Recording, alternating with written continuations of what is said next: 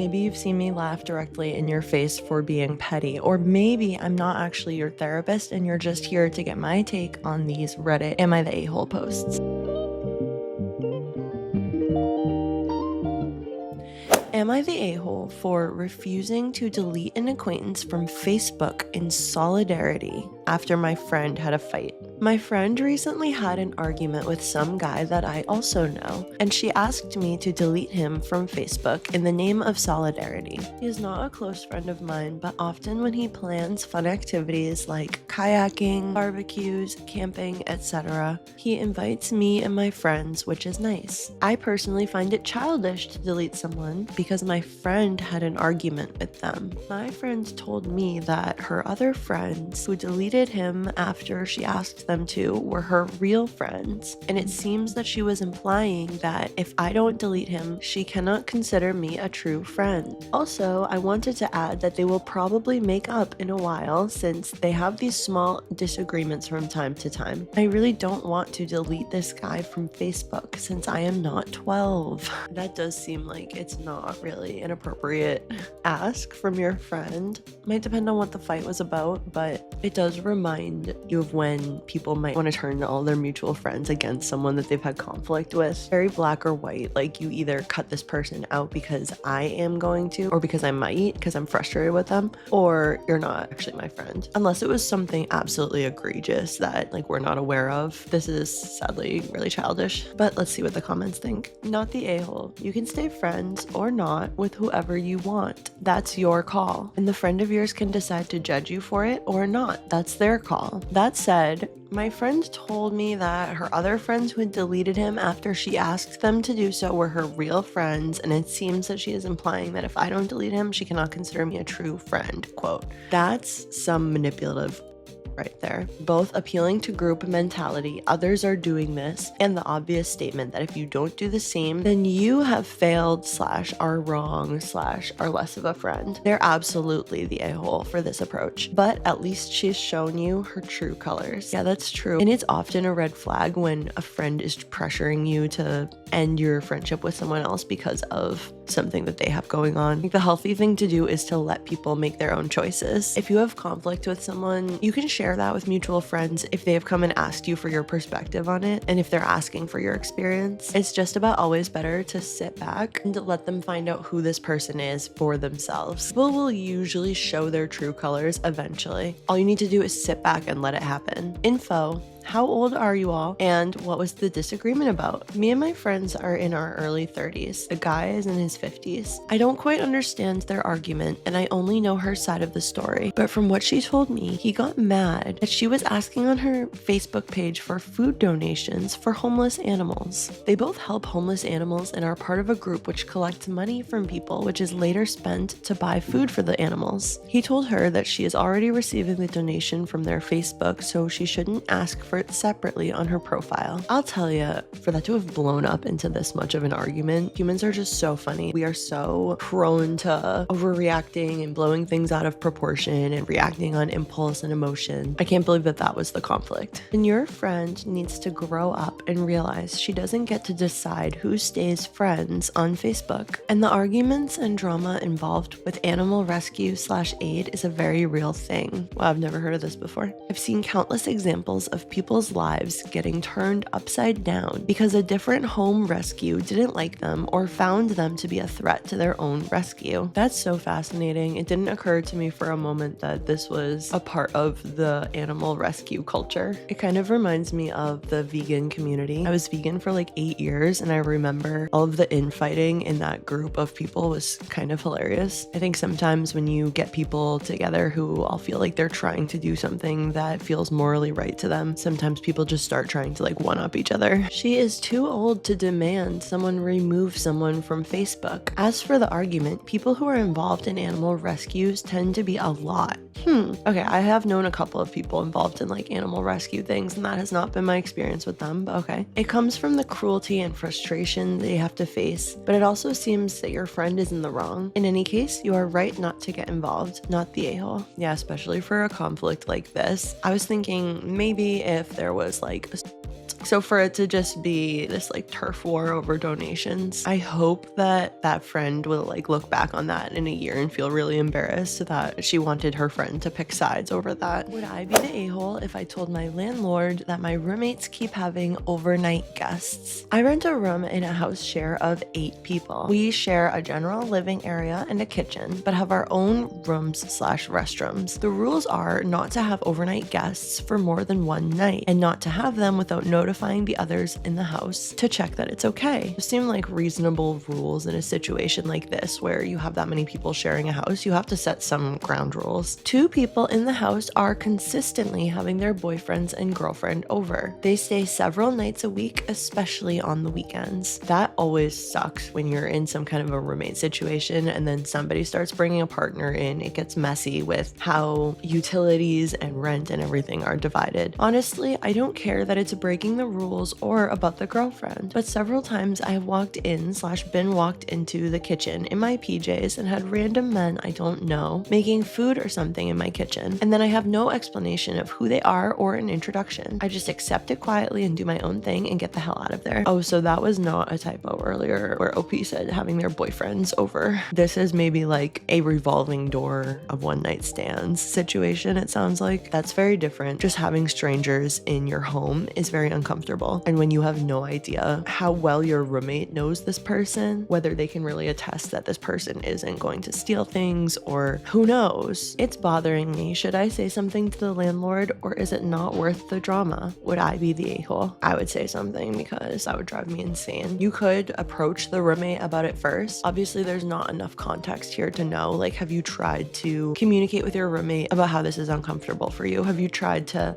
reiterate, like, hey, can you let us know if you're going to be having company over? Can you let us know if somebody's going to be sleeping over and who they are? Not the a-hole. You don't owe it to your roommate to rehash the rental agreement to make sure that they understand it. They shouldn't have signed it if they didn't understand it. There's also this thing called common decency, like not giving people access to your roommate's space without them at least being informed. Like, how horrible does your roommate have to be to bring people over and not tell you it's going to happen, and then at least introduce you so there's no awkwardness? There will be plenty of people who come in here and say that you will be the a-hole if you don't have the conversation with your roommate before you have it with the landlord. But I wholeheartedly disagree with that statement because they signed an agreement and have refused to keep their end, and you don't owe them anything. I think that's totally true. When you're renting somewhere, you are signing a legal document. It is a legal agreement. You agree to the terms of that contract. It doesn't sound like this is someone you really have a personal relationship with outside of it being a roommate. This isn't like also a friend or a sibling or something, someone who it might be more important to resolve the conflict with directly. The girl who keeps having men over is someone who reported me to the landlord in the past for a noise complaint. So I don't feel like going straight to the landlord is unfair since she did it first. She's also really confrontational and kind of entitled. I don't want to deal with her drama. Okay, so very clearly based on that, you don't owe her anything. You don't really owe her any kind of conversation beforehand. There's definitely no reason to go out of your way and have an uncomfortable confrontation to give her that courtesy. Am I the a-hole for not knowing that my apartment wasn't accessible for my bigger friend? I'd like to preface that I do feel really bad about this, but I've heard from some friends that I am not the a-hole and some that I am the a-hole, so I made an alt account to ask you all. My friend is American and she's always wanted to come to the Netherlands, where I'm from. We've been friends for like 3 years, but I didn't know what she looked like until a year ago. Keep in mind, I've never seen her full body till now, only selfies. When she told me she wanted to visit, I was like, that's so fun. Why not come stay with me? What I did not consider is that you have to take stairs to get to my apartment, and those stairs are in fact quite narrow. Regular sized people can fit through, but it's not exactly wide. When I saw my friend in real life when I went to meet her, she was honestly bigger than I expected, but I'm obviously not going to say that. So we drove back to my place just having a kiki, but when we got to my building's front door, I saw her expression kind of deflate, and I for real did not even connect the dots until I unlocked it, and I was like, oh, she's not fitting up these stairs. This stairwell sounds so claustrophobic to me, just for it to be so tight that it could be hard for some people to get in and out of it. Sounds like a nightmare, but I know there's a lot of like older buildings that are made like that. A lot of different countries have architecture that is smaller, but what do you do when you're just looking at a space and knowing like I am not gonna fit? I felt so damn bad, dude. I offered if she wanted to just go get an Airbnb together or something and I'd cover half. That was a great solution. I think that was like the kindest thing that you could have offered. Like, what a sweet way that could have been to just recover the visit and, you know, maybe be able to like laugh about it at some point, but just go have fun somewhere else together. But she just left and hasn't spoken to me, even though she's still in the Netherlands. And she spoke to another one of our mutual friends saying I only brought her to my place to F with her, which is so far from the truth. Am I the a-hole, and how can I fix this? Oh, that's so sad that is how she interpreted this for some reason. Not the a-hole. As someone who's fat, I would have been super embarrassed and probably not known what to say at first. If it had been me from 10 years ago, I would have left too. Just out of shame, to be honest. Oh, that's heartbreaking. I hear folks saying she needs to know that she has accessibility needs. This is true, but she may not have ever been to the Netherlands before and could not know that the narrow stairs are such a thing. I've been to the Netherlands and been in those narrow hallways. They're intense. I fit, but I felt my size, if that makes sense. And I'm not a 700-pound person or anything. I fit fine in a regular airplane seat. I'd reach out to her, if you want, and explain that you didn't know and that Netherlands staircases are famously narrow and unforgiving. If she is too embarrassed to see you, that's on her. You did everything you could to be kind. You even offered for y'all to stay in an Airbnb. That definitely sounds like it could be it, especially combined with the fact that she's saying she feels like you brought her there to F with her. It sounds like maybe she's just kind of like projecting the judgments she has about herself and about the fact that she didn't fit in this hallway. The fact that you immediately offered to split an Airbnb shows your intentions were good. Her reaction, while born from a lifetime of hurt and humiliation, is unfairly projecting malice onto your oversight. The best you can do is reach out like what the comments say. Then give her space. The ball is in her court. You can't force her to forgive you, but you've owned your part by apologizing and trying to make it right. Not the a-hole. As a fat American, I just have to realize that certain spaces weren't built for big people. She might be more embarrassed than mad, to be honest. I've observed SUVs making 12-point turns just to squeeze around street corners that literally date back to the medieval times. People forget how old some of the places are and how much even our bodies have changed since they were built. I think that's a great point. I'm pretty sure humans have like gotten bigger. Of course you're not the a-hole. You had a genuinely kind reaction and did everything right. You couldn't have predicted that. Yeah, how would you know up until that point? Holy crap, how narrow are the stairways? How do you get furniture up them if a person cannot? Not the a-hole. Not the a-hole. Your friend is reacting poorly, but it wasn't your fault. She obviously didn't realize that this would be a problem either. But if she can get over the embarrassment, she should really self-reflect. She's a bigger girl. This really isn't about you. She feels like crap, so she's trying to make this your fault, which it isn't. You were kind, offering a solution, the Airbnb and splitting it. I wouldn't reach out right now. I'd give her time to figure out if this is a her issue that she wants to work on within herself. I went to Japan in 2018 and I'm 6'1", and at that point I was about 250 pounds, 125 kilograms. I booked an Airbnb with my friend, and when we got there, I physically could not fit in the bathroom and I could barely squeeze through the door or stand up straight. Obviously, it was a bit disheartening, but realistically, I was aware that culturally I am nowhere near the size of the average Japanese person. We ended up getting a hotel and enjoyed the trip all the same. Also, to add on, my friend, much smaller than me, was completely understanding and had no issue moving places. I think in general, it's embarrassing for your friend, but it has nothing to do with you. You shouldn't feel bad. There's a difference between cultures, and especially in European and Asian cities,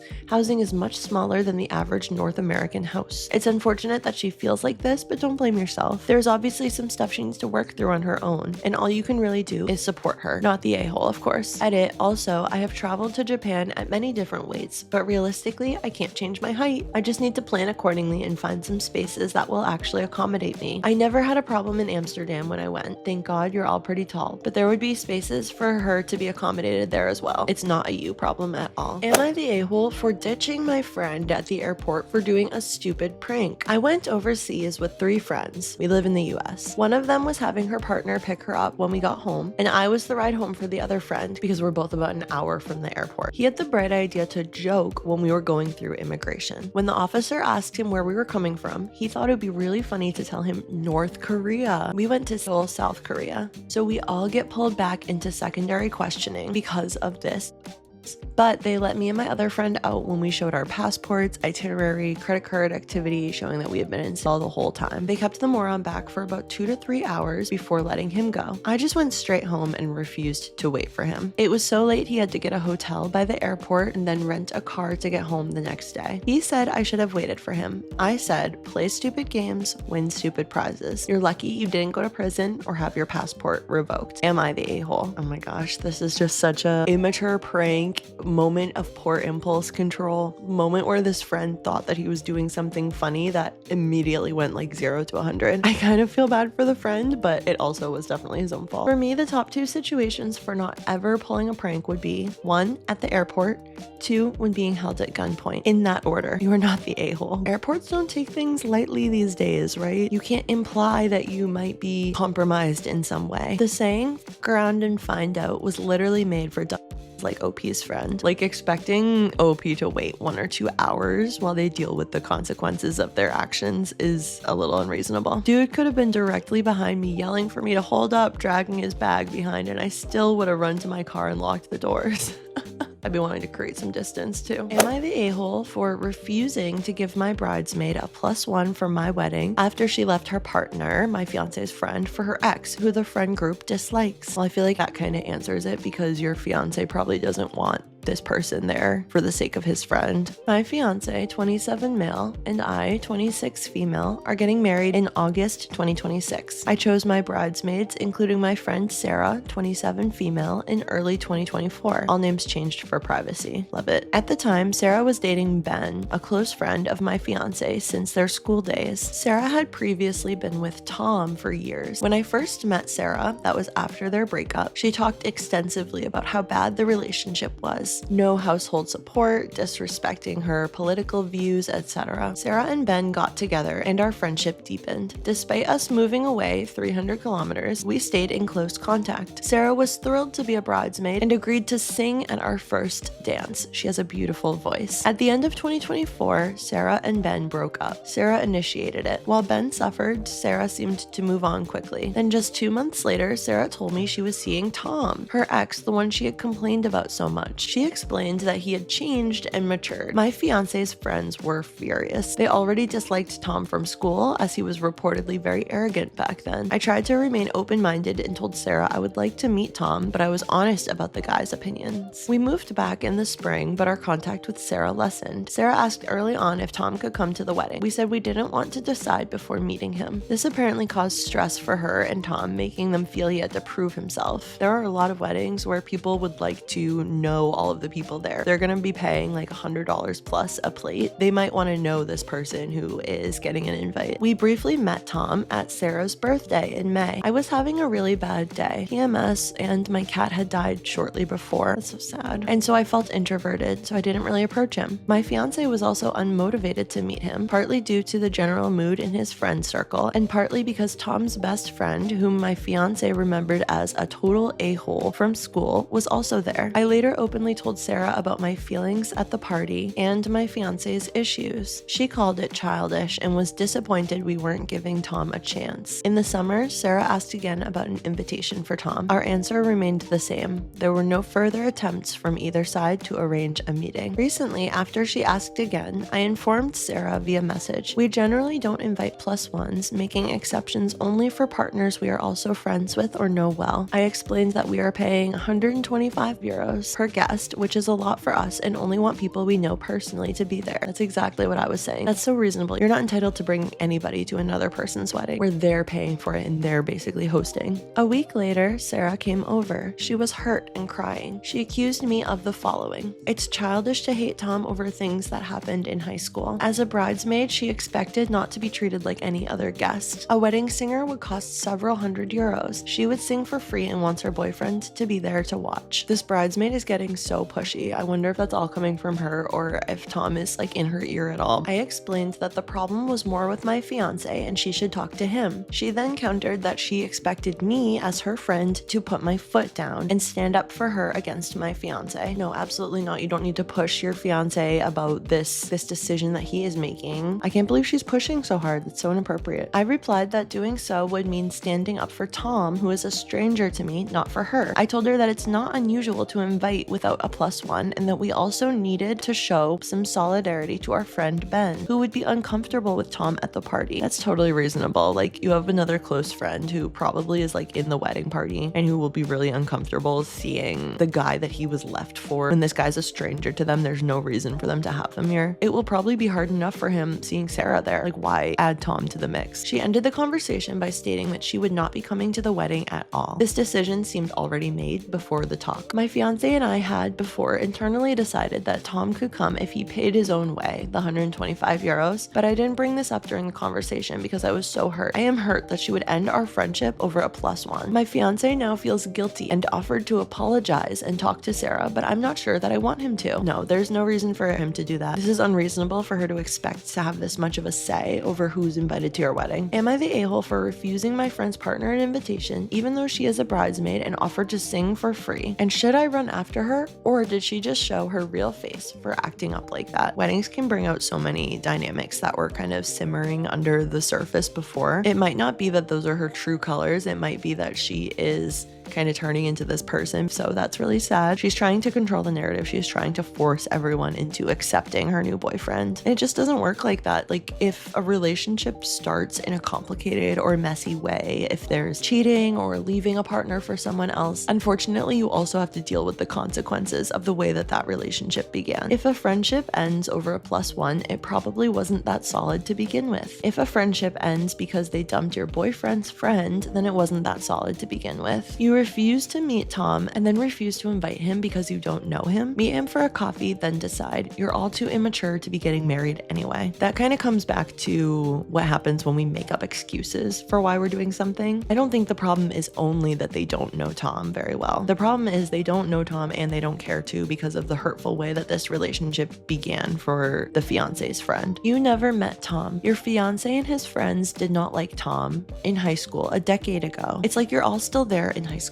So first it's the wedding. Then what? When you host a party in your house, will she be welcome but only without him? I doubt it. You say she was dating Ben when you met her. So basically, she was a default part of the social circle. Now that she's not dating Ben, she's out of the circle. Sarah was never your friend. You deserve for Sarah to just be a no-show at the wedding. Seriously, I'm team Sarah all the way. It's not just that, but that he treated Sarah badly and is friends with someone who's an even worse Also, it will make her recent ex uncomfortable. Generally, I do think people are entitled to invite or not invite whoever they want to their weddings, but it could definitely continue to create more messy interpersonal dynamics if you're gonna stay friends with Sarah at all. I get that it's gonna be hurtful for Ben, but like I said, seeing Sarah there at all probably would have been hurtful for him. So there could come a point where if you want to continue the friendship, you have to some extent accept her new partner, but it also shouldn't have to be at the wedding, in my opinion. I think that's a good point though, that so much of this dislike of Tom is based on things from high school. People definitely change, and even somebody who wasn't great in high school can completely evolve as a person by the time they're in their late 20s, early 30s. Tom has had a decade of growth, and OP and her friends and fiance haven't really given him a chance or seen whether he's changed or not, but it is their wedding. Am I the a-hole for hating my best friend because she has a child? Complicated feelings about fertility and pregnancy, whether it is or isn't happening, are all too common. So I'm guessing that that's where this is going. It can create really conflicting feelings about people close to us. Let me start by saying that I don't really hate her. Sometimes it feels like I do, but I know it's really jealousy. Regardless, in 2023, my partner, 23 male, and I, 22 female, found out we were pregnant. This news came with fallout as a lot of people shamed and backchatted us over it. But why?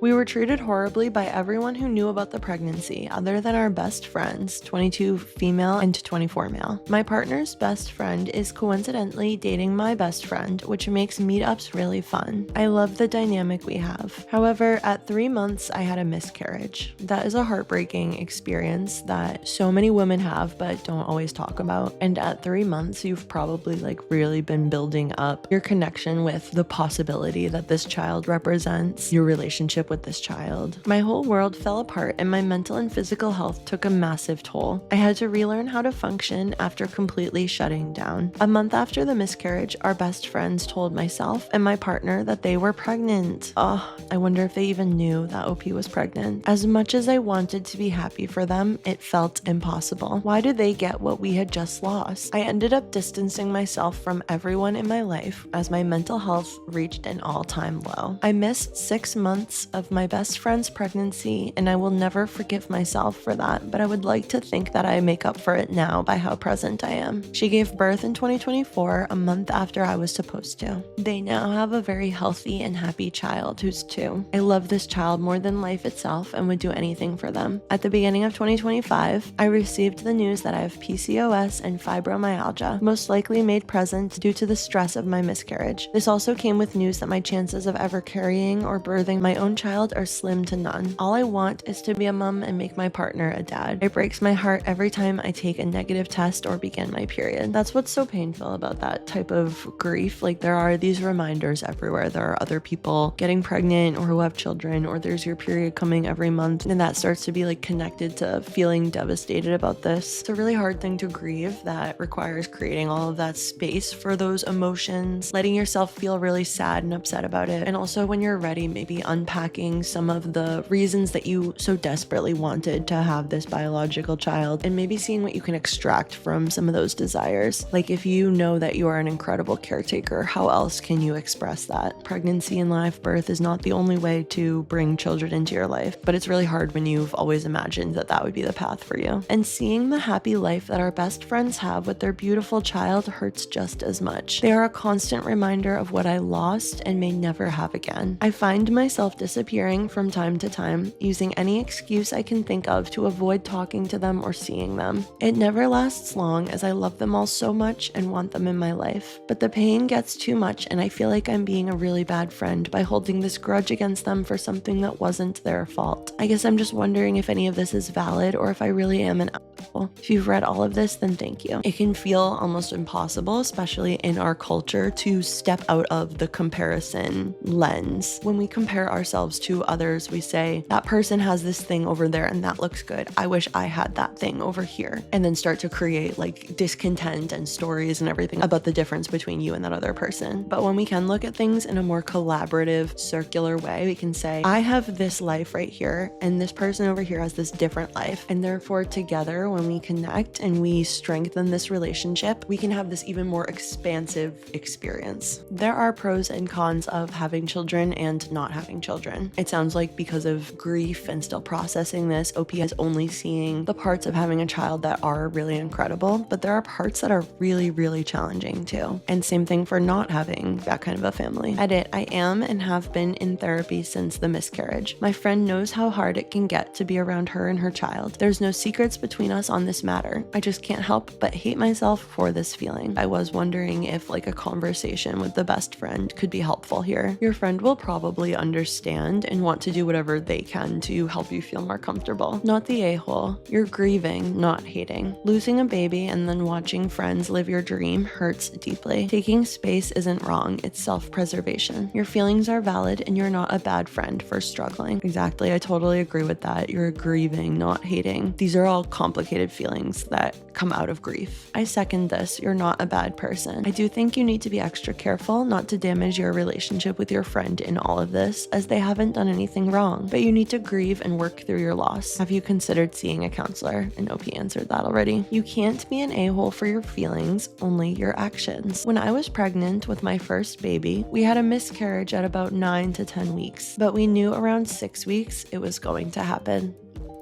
I went into the doctor every week to see if the heartbeat had stopped. It was very much a planned and wanted pregnancy, but it wasn't meant to be. That Christmas, which was like 2 weeks after the miscarriage, my husband's cousin's girlfriend, who was 16 at the time, announced that she was 7 months pregnant at the get-together. And I felt so angry having to watch a girl who got pregnant by accident who had no means to take care of the baby when I had just lost my baby that I had waited years to conceive. I felt a lot of resentment and I didn't want to be involved in any family gatherings because it hurt. But I didn't do that. I went to therapy to deal with and process my emotions. And even though it still hurts and both myself and my husband still mourn the loss of our baby, it helped preserve the relationships in my life. That's a great demonstration of how you can have certain feelings that might prompt you to want to take actions, but you don't necessarily have to act on them. You can take some space and feel through the feelings, feel what they're trying to tell you and where the pain is and all of that, and just like wait for it to lessen, because it will eventually, and then make your decision from a calmer place. We went on to have 2 healthy boys after that loss. My point here being, don't let a PCOS diagnosis tell you that you have no chance of having babies. There are so many instances of women with PCOS having successful pregnancies or getting pregnant by accident. Women are told too definitively that this diagnosis means they will never have children. You are young and you have so many years of scientific advances in fertility ahead of you. Don't let yourself believe that this will never happen for you. I was thinking the same thing. It's always a tricky thing to express because you don't want people to feel like they have to hold out hope if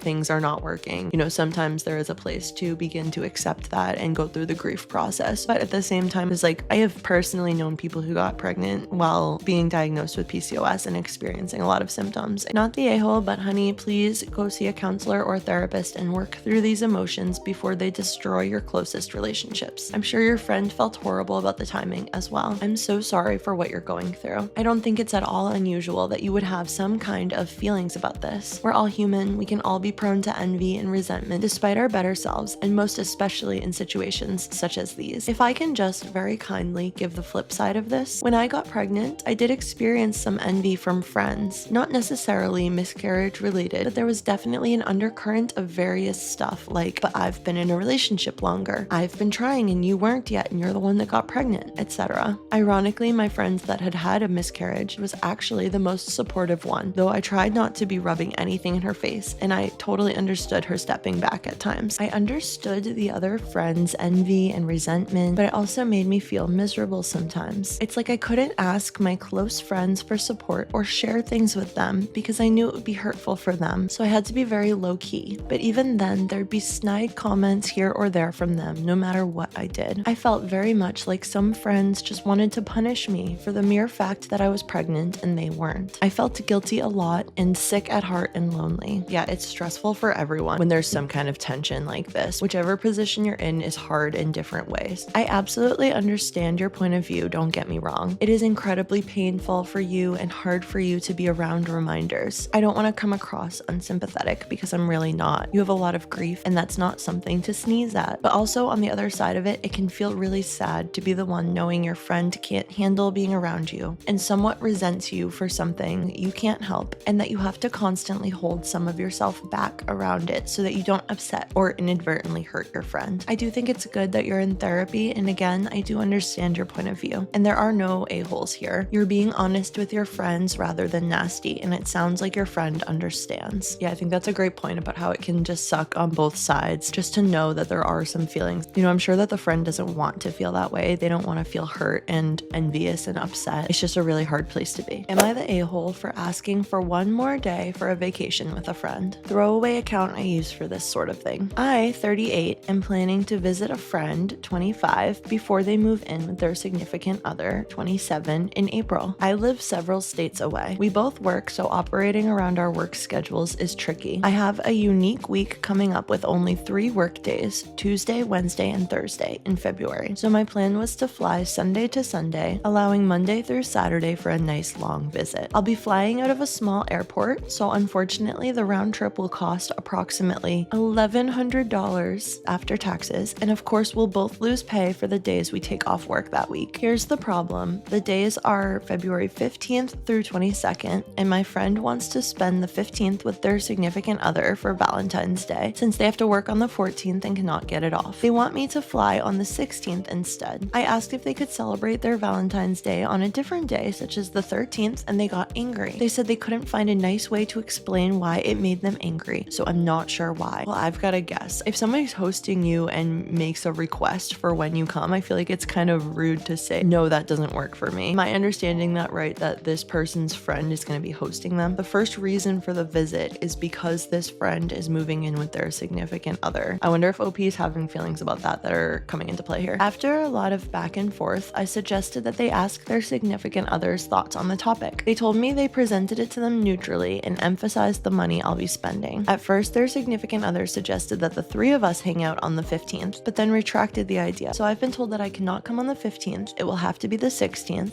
and my friend is still angry at the suggestion they celebrate a different day and said they cannot tell me why because there's no nice way to say it. They told you what day works for them and you're not accepting it. Interesting. Why I'm here is I do not understand what I have done wrong, since when I consider that this trip is a one-time thing and they will be with their significant other forever, I feel I haven't asked for a lot. Yeah, I feel like that's the heart of the issue, is that you have some kind of feelings about your friend being occupied with their significant other in general. It almost sounds like this person is like jealous of their friend's significant other. I also think it's interesting that they have over a decade of an age gap. That's not very typical, not impossible at all. It's really actually very beneficial to have friends of all kinds of different ages, get different perspectives, different generational advice. But I feel like it's striking in a situation like this where your friend is trying to experience life with their significant other and you, I don't know, maybe want to take up more of their time and space than is available for you. I don't see why it's that big of a deal to do something else on the 15th and let them have their celebration. Additional info that may be relevant is 1. They have been with their significant other since age 11, childhood sweethearts, but always long distance. 2. They and their significant other have visited back and forth many times in person over the past few years. 3. My friend and I have known one another for about 2.5 years and have also always been long distance. 4. We have never visited in person before and this will be the first time. 5. I have no idea when life will allow us to plan another visit again. We've discussed plans before and it's never worked out. 6. My friend often visits other friends long distance themselves and have hosted friends from long distance at their place before. Oh my gosh, so this is the first time that you are making plans with this person and you're gonna be so inflexible and disrespectful to what they're telling you about when you can come. This is the first time that you're planning to meet in person and you're kind of creating problems and unwilling to compromise, unwilling to be flexible enough to meet the needs of the person who's hosting you. So am I the a-hole for asking them to celebrate Valentine's Day on a different day so I can get the most out of my financial commitment to this trip? What have I done wrong? I feel like this may just be like a social skills deficit sort of a thing. Like this person maybe just doesn't realize that they're kind of being rude. It's almost always rude to try to impose yourself at someone's home when they've given you any sign that they don't want you there. Most especially telling you outright. Let me see what the Redditors think. You're the a-hole. You're the guest, they are the hosts, and you cannot insist on coming at a time that is not convenient for them. Why do I have a feeling that they're hoping you will just cancel the entire trip? I didn't get that feeling, and I hope that it's not the case. It seems like this person is a genuine friend just looking to make things work for everybody. Although at this point, they could be hoping that you just cancel the whole trip. This is a long distance friend, and they may have some qualms about actually putting up with you for almost an entire week, especially since you are already questioning their decision. Exactly. Be like, anytime I tell them something that works for our home or works for me, I'm gonna get pushback. If you're saving that much money in airfare by going a day early, why not go and spend the 15th in a hotel and see the city, etc., and stay out of their hair? They've made it clear that you are not welcome on the 15th, so stop pushing. I thought the same thing. Like, if the problem is that you want to fly out and stay somewhere else. I get that you're already spending a lot of money, but as this person said, they have made it clear what they want and how they feel about you being in their home on the 15th. You're the a-hole. Just because you have certain days off in February does not mean it works for the people who will be hosting you. They are telling you what is not going to work for them. So you either get there when they say it's okay or you don't go at all. Your friend apparently does not deem you visiting important enough, so why bother? I don't think that's necessarily the case. It's one day. It's one day and they have already, it sounds like, made plans with their partner. Who knows if they needed a reservation or a deposit or something that they can't get back. Do you have any romantic feelings for this friend? Could they possibly have feelings for you? This almost feels like guilt-inspired anger on their end. Good, it's not just me. I agree, except I feel like I'm picking it up from OP toward their friend. Like the fact that they want to be the priority, they want to be chosen over this person's partner. It felt like this person was comparing their relationship with their friend to the partners, and that just seems a little strange. Why do you need to be there the day that they wanted to celebrate Valentine's Day? Why would you assume that you're welcome at someone's home before they have given you the green light? To me, it kind of makes it feel like this person felt a little bit entitled to their friend's time, entitled to stay with them on the days that work best for them. And there's a lot of weird comparison between OP